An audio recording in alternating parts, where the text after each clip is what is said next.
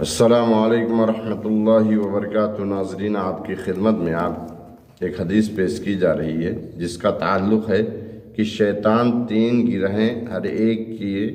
گدی پر لگاتا ہے، جیسا کہ حضرت ابو ہریرہ رضی اللہ تعالیٰ عنہ سے روایت رسول اللہ صلی اللہ علیہ وسلم نے فرمایا، شیطان تم میں سے ہر ایک کی گدی پر جب وہ سوتا ہے 3 گرہیں لگا دیتا ہے۔ ہر گرہ پر وہ منتر پڑھتا ہے، تیرے لیے رات بڑی لمبی ہے پس تو خوب سو۔ اگر وہ بیدار ہو کر اللہ کا ذکر کرتا ہے تو ایک گرہ کھل جاتی ہے، پھر اگر وہ وضو بھی کر لے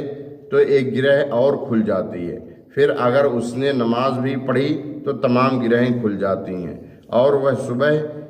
اس حال میں کرتا ہے کہ وہ حشا صبح ساس اور پاکیزہ نفس ہوتا ہے، ورنہ اس کی صبح اس حال میں ہوتی ہے کہ وہ خبیث النفس اور سست ہوتا ہے۔